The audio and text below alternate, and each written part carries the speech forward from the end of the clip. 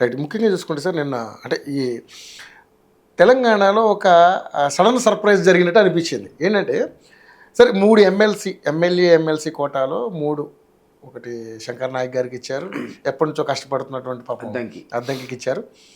ఒక పేరు అనూహ్యంగా తెరపైకి వచ్చింది, అదే రాములమ్మ విజయశాంతి గారు. సో ఆ పేరు తెరపైకి రావడానికి ముఖ్య కారణం ఏదైనా బలమైన కారణం ఉందంటారా? ఎందుకంటే ఇందులో చాలా రకాలైనటువంటి లాబింగ్స్ జరిగినాయి అని చెప్పి అన్నారు. ఏదైతే రేవంత్ రెడ్డి గారి యొక్క మాట చెల్లడం లేదు, ఈ అంశాన్ని దృష్టిలో పెట్టుకుని మాట్లాడతారు. రేవంత్ రెడ్డి గారి మాట చెల్లడం లేదు, వాళ్ళు ఏమనుకున్నారో అదే జరుగుతుంది. ఆ అద్దంకి విషయంలోనే కొంచెం ఏదో ఆయన మాట చెల్లినట్టు కనపడడం తప్పితే మిగతా వాళ్ళు ఎవరి విషయంలో చెల్లట్లేదు. రాములమ్మ పేరు అనూహ్యంగా బయటకు రావడానికి కారణాలు ఏంటి? ఒకటి నాకు తెలియదు, నేను కూడా పేపర్లు చదివి బిఎం నరేందర్ రెడ్డికి వస్తుందని అనుకున్నాను. బిఎం నరేందర్ రెడ్డి గారి పేరు ఎక్కువ వినిపించింది, ఎందుకంటే ఆయన సీఎం చాలా క్లోజ్, సలహాదారుగా కూడా ఉన్నారు. ఈ కేసులోనే ఆయన జైలు శిక్ష అనుభవించాడు కాబట్టి డెఫినెట్లీ ఆయనంటే రెస్పెక్ట్ ఉంది. ప్రధాన సలహాదారు ఈ రోజు ఆయనకు వస్తుంది అనుకున్నాను. అది ఎందుకో సీఎం మాట అదే ఉండొచ్చు, అది కాకపోయి ఉండొచ్చు. ఈమె నిజంగా కూడా కొన్ని రోజులు తెర మీద లేదు, ఆయన సైలెంట్గా ఉన్న మాట వాస్తవం. విజయశాంతి గారు యాక్టివ్గా లేరు, ఏ కారణం చేతనో యాక్టివ్ పాలిటిక్స్లో ఆమె లేరు. అనూహ్యంగా ఆమె పేరు ముందుకు వచ్చింది. మరి నేను ఆగమన్న గ్రాడ్యుయేట్ ఎలక్షన్స్ అయినాయి, అందులో టీచర్స్ ఎలక్షన్స్ అయినాయి, అందులో మాకు దెబ్బ తగిలేదు. బీజేపీ వాళ్ళు అంటే ఇంటెలెక్చువల్ కమ్యూనిటీలో కొంత తీవ్రత వ్యతిరేకత ఉన్నది అని అర్థమైంది. బీసీ వాదం వచ్చింది బ్రహ్మాండంగా. ఆ బీసీకి ఛాంపియన్గా ఈ మధ్యకాలంలో వాదాన్ని ఎత్తుకున్న తీన్మార్మలను సస్పెండ్ చేశారు. అది కూడా ఒక నెగిటివ్ ఆస్పెక్ట్ మా మీద రిఫ్లెక్షన్ వచ్చింది, రాలేదని వీల్లేదు, దానికి కూడా ప్రభావం ఉంది. కాబట్టి ఈ బీసీ వాదం ఇంత పవర్ఫుల్ ఉన్న సందర్భంలో బీసీగా ఉన్న విజయశాంతిని తీసుకొచ్చి పెట్టారన్నది ఒక అంశం. కానీ ఆమెతో సమానంగా వెళ్ళేది అంతకంటే పెద్ద ఉన్న బీసీ వాళ్ళు కూడా చాలామంది కాంగ్రెస్లో ఉన్నారు. ఎందుకు వచ్చింది మరి మనకు తెలియదు. ఈ మధ్యకాలంలో ఆమె నటరాజన్ గారు వచ్చారు, ఆమె కాస్త గాంధీయన్ అని, వాల్యూ బేస్డ్ పాలిటిక్స్ అని మనందరం చెప్పినా అన్నీ విన్నా కూడా ఏం చేయాలో అది చేస్తేనే మాకు పేరుందని అంటున్నారు. నిజమే, ఆమె గత చరిత్ర. ఈమె విజయశాంతి ఒకే టర్మ్లో పార్లమెంట్లో ఉన్నారని విన్నాను. ఇద్దరు కూడా పార్లమెంట్ సభ్యులుగా అక్కడ ఉన్నారట. ఆ సహచర్యం కూడా మరి ఈమె కాంగ్రెస్లోనే ఉంది కాబట్టి ఎక్కడుందో అని ఆమె పట్టి అడిగి ఉండొచ్చు. ఈమెను బయటికి తీసుకొచ్చి ప్రచార కమిటీ చైర్మన్గా కూడా పనిచేసింది. విజయశాంతి గారే చెప్పుకున్నట్టుగా డెఫినెట్లీ ఆమెకు నేపథ్యం ఉంది, తెలంగాణ ఉద్యమంలో ఉంది, ఒక పార్టీ నడిపింది, కష్ట నష్టాలు ఓర్చుకుంది, ఎంపీగా గెలిచింది. ఆ రోజు పార్లమెంటులో తెలంగాణ బిల్లు మీద చర్చ ఆమె చెప్పినట్టుగా జరుగుతున్న సందర్భంలో ఇద్దరే ఎంపీలు ఉంటే ఒకేసారి అసలు హౌస్కే పోలేదు మొత్తం బిల్లు చర్చల సందర్భంగా. ఈమె పార్లమెంట్లో ఉంది, ఫైట్ చేసింది తెలంగాణ కోసం. సో ఇవన్నీ కూడా అప్పుడు బయటికి రాకపోయినా ఆమెకు హిస్టరీ ఉంది. ఆమె తనే చెప్పుకున్నట్టుగా డెఫినెట్లీ ఆమెకు చరిత్ర ఉంది. ఉద్యమకారులను గౌరవించినట్టు అనుకోవాలి. అద్దంకి దయాకర్ని గౌరవించిన, విజయశాంతిని గౌరవించిన ఉద్యమకారులు నేను కూడా చాలాసార్లు అన్నా, 60-70% ఫక్తు పార్టీని నమ్ముకొని కార్యక్రమాలు నిర్వహించిన వాళ్ళకి ఇచ్చిన ఓ 20-30% ఉద్యమకారులకు కూడా ఇస్తేనే మంచిది. దీనిలో గతంలో బీఆర్ఎస్ దీన్ని పట్టించుకోలేదు, మోసం చేసింది, ఉద్యమ ద్రోహులను కూడా తీసుకుంది. అలా కాకుండా కాంగ్రెస్ అడాప్ట్ చేయాలని నేను కూడా అన్నా అన్నమాట మీద. అదే బదులు 10% కొత్తగా వచ్చిన వాళ్ళు వేరే పార్టీ నుంచి వాళ్ళకున్న ప్రాధాన్యతను బట్టి, స్థానికంగా వాళ్ళకున్న బలాన్ని బట్టి కూడా వాళ్ళకి సీట్ చేయడం తప్పులేదు. సో 3 కేటగిరీ మధ్యకాలంలో ఏబిసిడి అంటున్నారు కదా. అవును, ఏబిసిడి వర్గీకరణ. కూడా వర్గీకరణ ఏ కేటగిరీలో మొత్తం పార్టీలో నుండి మొదలుచిన వాళ్ళు, బి కేటగిరీలో ఉద్యమకారులు, సి కేటగిరీలో కొత్తగా వచ్చిన వాళ్ళని తీసుకొని ఒక డివిజన్ చేయాలనేది నేను కూడా అన్నా, చేయడంలో తప్పలేదు. కాబట్టి ఈరోజు మళ్ళా ఈ వాదం, బీసీ వాదం ప్రబలంగా ఉన్న సందర్భంలో బహుశా పార్టీ, ఎందుకంటే రీసెంట్గా గ్రాడ్యుయేట్ అండ్ టీచర్స్లో దెబ్బ కొట్టింది కాబట్టి అది సరిచేసే ప్రయత్నంలో భాగంగా మీరు అన్నట్టుగా ఓ బీసీకి, ఓ ఎస్సీకి, ఒక ఎస్టీకి చూడొచ్చు అని ఒక అంచనా. తప్పేం లేదంటున్నాను. కాబట్టి ఆమె డెఫినెట్లీ యాక్టివ్గా లేదన్నమాట వాస్తవమే. ఇప్పుడు ఆమె ఒక పదవి ఇచ్చారు కాబట్టి ఇప్పుడు యాక్టివిటీ మళ్ళీ పెరుగుతుందేమో, మంచిదే కాదు. శేఖర్ నాయక్ అయితే కమిటెడ్ వర్కరు, మరి చాలా ఏళ్ల నుంచి ఒక వాదాన్ని నమ్ముకొని ఎస్టీగా చెందినటువంటి వాడు, గుర్తింపు కూడా ఆయన పాపం అంతగా ఎప్పుడు లేదు. సో డిస్ట్రిక్ట్ ప్రెసిడెంట్ కూడా పనిచేశాడు 2 దఫాలుగా. అతనికి అవకాశం ఇవ్వడం కూడా తప్పలేదు. నేనడం ఏంటంటే అనూహ్యంగా ఆయన పేరు కూడా, మీరు ఒక విజయశాంతి చెప్తున్నారు, ఈవెన్ శంకర్ నాయక్ పేరు కూడా అనూహ్యంగా వచ్చింది తెర మీదకి. అవును. సో ఈ 2 చాయిస్ అద్దంకిలో డిస్ప్యూట్ లేదు. డెఫినెట్లీ అద్దంకి అన్యాయం జరిగింది. ఆ మధ్యకాలంలో ఆయన నల్గొండలో చేసిన కామెంటరీ కావచ్చు, ఏమైనా కావచ్చు, ఒక వర్గానికి కోపం వచ్చి ఆయన తొక్కారు.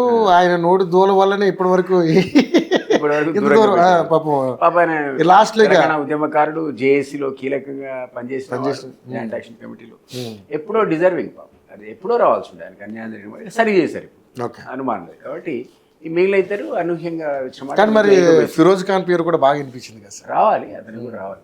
ఎందుకంటే ఇంకో ఆపర్చునిటీ మళ్ళీ 2 ఏళ్ళకి మళ్ళీ వస్తాయి, మళ్ళీ 5-6 వేకెన్సీలు వస్తాయి, అప్పుడు చూడాలి. ఈవెన్ బీఆర్ఎస్ కూడా దాసో శ్రవణ్ కీటం ఆ బీసీ కాన్సెప్ట్ వల్ల ఇచ్చుంటారు. అది మాత్రం వాస్తవం, బీసీ కాన్సెప్ట్. బీసీ కాన్సెప్ట్ మేము ఇచ్చిన సిపిఐకి ఇచ్చిన సీటు కూడా అట్లనే వచ్చింది కదా. సిపిఐ కూడా వీళ్ళంతా ఏకగ్రీవంగా ఎన్నుకోవడం అనేది మంచి పరిణామం అంటున్నాను. కొద్దిగా మార్పులు, అయితే ఈ ప్రెషర్ లేకపోతే మీకు అన్నట్టు మొన్నటి ఓటమి ఫలితాలు, లేకపోతే ఇప్పుడున్న బీసీ వాదం, ఇవన్నీ లేకపోతే ఈ టైప్ ఆఫ్ కాంబినేషన్ వచ్చేది కాదు. ఓకే. ఇప్పుడు ఆ కాంబినేషన్ రావడానికి కూడా కొన్ని ఇవన్నీ కారణాలు ఏమిటాయని అనుకుంటాను. ఓకే. సో ముఖ్యంగా మరి రాములమ్మకి హోంశాఖ మంత్రి ఇస్తారని చెప్పేసి పెద్ద రకరకాలుగా వార్తలు వినపడుతున్నాయి. ఇందులో ఎంతవరకు నిజముందని మీరు అనుకుంటున్నారు? అంటే అటువంటి అవకాశాలు ఉన్నాయంటారా? Really don't know. సీతక్కకి ఇస్తారని కొన్ని రోజులు నడిచింది, అవును. తర్వాత ఇప్పుడు అద్దంకి దయాకర్కి ఇస్తారని వచ్చింది కొంత. ఎమ్మెల్సీ అద్దంకి దయాకర్కి మంత్రి పదవి ఇచ్చేంత నడుస్తుందా సార్? అనుకున్నారు. ఆయనకు కూడా ఎమ్మెల్సీ ఇచ్చి హోంశాఖనే ఇస్తారన్నారు. అది కూడా రాజగోపాల్ గారు నాకే ఇస్తున్నారు, రాజగోపాల్ రెడ్డి గారు అవన్నీ దాటి ఇప్పుడు రాములమ్మ గారు ఎమ్మెల్సీ అయ్యారు కాబట్టి ఇప్పుడు ఈమె మీద గాలి వేస్తుంది.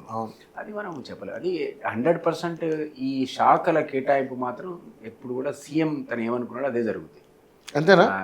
అధిష్టానం చెప్పి ఇది అని చెప్పి అప్రూవల్ తీసుకుంటాడు తప్ప, బట్ 99% సీఎం ఎట్లా కోరుకుంటాడో అట్లే ఇస్తారు శాఖలు మాత్రం. ఎందుకంటే అడ్మినిస్ట్రేషన్ అల్టిమేట్ గా ఆయన రెస్పాన్సిబుల్ కాబట్టి 100% ఆయన బాధ్యత కాబట్టి ఆయన వెసులుబాటు ఉంటుంది కాబట్టి దానికి ఆయన సూచించిన వాళ్ళకే వస్తుంది, వేరే వాళ్ళకి రాదు. వీ కాంట్ ప్రెడిక్ట్, బట్ అవకాశం అయితే ఉంది మీరు అన్నట్టు. అవకాశం అయితే ఉంది. ఎందుకంటే రాములమ్మకి ఆ సముచిత స్థానం ఇచ్చి గౌరవించుకోవడం అనేది అందరూ మాట్లాడుకుంటున్నారు. తప్పేం లేదు. మహిళ కాబట్టి మహిళల కోటా విషయంలోనే అంతకుముందు కూడా మన దగ్గర మహిళలే హోం శాఖ నిర్వహించారు. సబ్జేంద్ర రెడ్డి గారు చేశారు, అక్కడేమో తానేటి వనిత గారు చేశారు, ఇప్పుడు వంగలపూడి అనిత గారు చేస్తారు. ఈ మధ్య కాలంలో మహిళగా చెప్తున్నారు ఆ శాఖ ఎందుకు. రైట్. ఓకే. ఎనీవే ఏదైనా అంటే ఈక్వేషన్స్ వాళ్ళు ఆ రకంగా చూసుకుంటారు సార్. ముఖ్యంగా చూసుకుంటే సార్, నిన్న రాములమ్మ అదే విజయశాంతి గారు ప్రెస్ మీట్ పెట్టారు, కేసీఆర్ గారిని ఏకిపడేశారు. ఒకసారి ఆ సందర్భం గురించి మనం చర్చించుకుందాం. అసలు తెలంగాణ అనే అంశాన్ని మొదలు స్టార్ట్ చేసింది నేనని ఆవిడ చెప్పడం జరుగుతుంది. కేసీఆర్ అసలు దాని గురించి ఎప్పుడు కూడా ఆలోచన చేయలేదు, మంత్రి పదవి ఇవ్వనందుకే ఆయన ఈ కార్యక్రమాన్ని తీసుకున్నాడని చెప్పేసి ఆవిడ కొత్తగా కొన్ని అంశాలను తీసుకొచ్చారు సార్. ఆవిడ బీజేపీలో రాములమ్మ చేరడానికి తెలంగాణ అంశమే ప్రామాణికమని నాకైతే తెలియదు. మరి కూడా సీనియర్ ఉద్యమకారునే. అవును. 69 యాజిటేషన్ లో పార్టిసిపేట్ చేశారు, 69 రాములమ్మ గుట్టక ముందు. కాబట్టి నాకైతే ఐడియా లేదు నేను రాములమ్మ గారు ఆ కారణంతోనే బీజేపీలో చేరారు. బట్ ఒకటి నాకేం తెలుసు అంటే కాకినాడ రిజల్యూషన్లో బీజేపీ 1 ఓటు 2 రాష్ట్రాలు అనేది ముందుకు తీసుకొచ్చారు. ఆ విషయం కూడా ప్రస్తావించారు. అది 100% కరెక్ట్. ఆ తర్వాత వాళ్ళు దాన్ని పక్కకు పెట్టారు. ఎందుకు పక్కకు పెట్టారు? అప్పుడున్నటువంటి ఎన్డీఏ కూటమిలో టీడీపీ అనేది ఒక ప్రబలమైనటువంటి పక్షం. ఆ పక్షానికి కాదని, ఎందుకంటే వాళ్ళు అప్పుడు సమైక్యవాదులు, తెలంగాణ ఇచ్చే పరిస్థితి అప్పుడు లేదు. కాబట్టి అంతటా ప్రామిస్ చేస్తే 4 రాష్ట్రాలు ప్రామిస్ చేసి 3 ఇవ్వగలిగారు, కానీ తెలంగాణకు వచ్చేవరకల్లా వాళ్ళు వెనక్కి పోవాల్సిన పరిస్థితి వచ్చింది. ఈ ఎన్డీఏలో ఉన్నటువంటి భాగస్వామ్య పక్షమైన టీడీపీ ఒత్తిడికి లోనే. అప్పుడు టీడీపీ నేను అన్నట్టు సమైక్యవాద పార్టీ. కాబట్టి వీ డోంట్ నో ఇవి నిజంగా ఆమె బీజేపీలో అందుకే పోయి ఆ కారణం చేత బయటకు వచ్చిందా అన్నది మనకు తెలియదు, నాకు తెలియదు. I have to verify. But ఒకటి ఆమె చెప్పింది కరెక్ట్, తల్లి తెలంగాణ పార్టీ ఆమె నడిపింది, చాలా రోజులు నడిపింది. తను పాపం కష్ట నష్టాల కూర్చి నడిపింది. మరి మనకు తెలియదు ఆస్తి కూడా పెట్టిందేమో మనకు తెలియదు. పార్టీ నడపాలంటే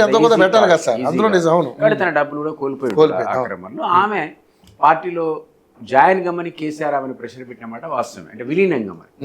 అప్పుడు మన ప్రొఫెసర్ జయశంకర్ గారు వారిని పంపిన మాట కూడా వాస్తవం చెప్పింది. సో ఆమె ఆ ప్రతిపాదనలు అంగీకరించి పార్టీలో చేరినాక ఆమెకు ఒక స్థానాన్ని కల్పించిన మాట వాస్తవం. కానీ ఇక్కడ మనం ప్రస్తావించుకోవాల్సింది ఏంటంటే, అంతకుముందు నరేంద్ర గారు కూడా ఒక పార్టీ నడిపాడు, ఆళ్ళ నరేంద్ర గారు. ఆ పార్టీని కూడా విలీనం చేసుకోమని కేసీఆర్ గారు బాగా ప్రెషర్ పెట్టి ఆ పార్టీని విలీనం చేసుకోండి. ఎందుకంటే ముందు నరేంద్ర గారి పార్టీ విలీనమైంది టీఆర్ఎస్. అయిన తర్వాత ఆళ్ళ నరేంద్ర గారిని ఆయన మంత్రి చేశాడు ఫస్ట్ టైం ఎలక్ట్ అయిన తర్వాత. ఆ తర్వాత విజయశాంతి ఎలక్ట్ అయింది అదే స్థానం నుంచి. ఆ గెలిచిన నరేంద్ర గారికి మంత్రి పదవి ఇచ్చిన తర్వాత తిరిగి ఎప్పుడైతే రాజీనామా చేసి వెనక్కి వచ్చారో, ఇప్పుడు ఏ విధంగా అయితే ఈమె నన్ను అవమానం చేశాడు, నన్ను అష్ట కష్టాలు పెట్టాడు. ఆలయ నరేంద్ర కూడా అష్ట కష్టాలు పెట్టాడు ఆయన. అది అందరూ తెలుసు. ఆ ఆలయ నరేంద్ర నిజానికి హాస్పిటల్ అయితే చనిపోయాడు కూడా, కుంగిపోయి. అప్పుడు ఆయన ఆల్మోస్ట్ సస్పెండ్ చేశాడు ఆయన పార్టీ నుంచి. ఇదే పద్ధతిలో ఈమె చెప్పుకుంటుంది కదా, నన్ను సస్పెండ్ చేశాడు. ఆలయ నరేంద్రని ముందు సస్పెండ్ చేశాడు. చేసి ఆ స్థానం విజయశాంతికి ఇచ్చాడు. విజయశాంతి పార్టీ మెరిచి ఈ విధిలో చేరిన సందర్భంలో ఆమె ఎంపీ కూడా ఎలక్ట్ అయిన సందర్భాన్ని మనం చూసాం. కానీ డే టు డే అఫేర్స్లో మన కేసీఆర్ ఇప్పుడు ఆల్ నరేంద్ర లేపాడు, అలా వదిలేశాడు. చాలామందిని అట్లా లేపి వదిలేశాడు. నేను ఎగ్జాంపుల్ దాంట్లో రవీంద్ర నాయక్, చంద్రశేఖర్, చనిపోయిన రెహమాన్, డాక్టర్ విజయరామారావు, ఎన్ఎం శ్రీనివాసరెడ్డి, ఇప్పుడు కేకే మహేందర్ రెడ్డి, ఇట్లాంటి వాళ్ళందరి భుజాల మీద ఆ పార్టీ ఎదిగింది. ఎంతోమంది కంట్రిబ్యూషన్లో మా కంట్రిబ్యూషన్ కూడా అందులో ఉంది. అందరినీ కూడా మళ్ళీ ఒకనొక సందర్భంలో తులనడం, వాళ్ళని ఇన్సల్ట్ చేయడం, బయటకు వెళ్ళడం అనేది పరిపాటి. ఆ క్రమంలో నరేంద్ర గారిని కూడా అట్లా తీసేసిన సందర్భంలో పాపం ఆయన అనారోగ్యానికి గురై చనిపోవడం కూడా చూసాం. ఆయన కంట్రిబ్యూషన్ ఉంటుంది తెలంగాణ ఉద్యమంలో, టైగర్ నరేంద్ర ఆయన వీళ్ళు. అదేవిధంగా విజయశాంతి కూడా అక్కడ ఆ స్థానాన్ని పొంది ఆల్మోస్ట్ ఆయనకు సమానంగా నరేంద్ర సీట్లో కూర్చోబెట్టి రెస్పెక్ట్ ఇచ్చి తర్వాత ఆయన డమ్మని ఎత్తేసాడు. కాబట్టి ఆయన చెప్పిన దాంట్లో కొంత వాస్తవం. ఆ కాంటెస్ట్లో అందుకే నేను నరేంద్ర గారిని గుర్తు చేశాను. అందుకంటే ముందు ఆయన అనుభవించాడు ఈ బాధలన్నీ. సో కేసీఆర్కి అది అలవాటు. అది పాపం ఆలస్యంగా తెలిసినట్టుంది, అలాంటి వాళ్ళకి ముందు తెలిసింది, మేము వెళ్ళిపోయాం. ఓకే. సో ఇప్పుడు ఒక బాధ కూడా వ్యక్తం చేస్తుంది. అనూహ్యంగా నాకు ఇది ఇచ్చారు, నాకు ఎమ్మెల్సీ ఇచ్చారు అని దీని మీద పెద్ద చర్చ జరుగుతుంది. సడన్ గా అదే అందుకనే అంటున్నా, అనూహ్యంగా నా పేరు వచ్చిందని చాలా మంది డిస్కస్ చేస్తున్నారు. సో నేను దీనికి నేను తగిన దాన్నే అని ఒక బల్లగుద్ది చెప్తా ఉంది. ఆ కారణం మీరు అన్నారు కదా అనూహ్యంగా వచ్చింది, నేను కూడా అన్నాను కదా. ఈ మధ్య కాలంలో లైమ్ లైట్ లో లేదు, వెనకకి వెళ్ళిపోయింది. సడన్ గా ఆమె పేరు బయటకు వచ్చింది, తప్పేం లేదని తను జస్టిఫై చేసుకుంటుంది. ఆ క్రిటిసిజం పార్టీలో కూడా ఉన్నది. ఎక్కడి నుంచో పట్టుకొచ్చి ఇచ్చారు, మేమున్నాం మేమున్న వాళ్ళు ఉంటారు కదా. పార్టీలో ఉన్న వాళ్ళ గురించి ఎక్కువ ముందు వేరే వాళ్ళ గురించి కాదు, పార్టీలో వచ్చే క్రిటిసిజం గురించి సమాధానం చెప్తున్నా. కాబట్టి నేనేమంటున్నానంటే ఇట్ ఇస్ జస్టిఫైడ్ అంటున్నా, సెలక్షన్ జస్టిఫైడ్. ఆమె యాక్టివిటీ ఉంది లేదనే దానికి తను జస్టిఫై చేసుకుంటుంది.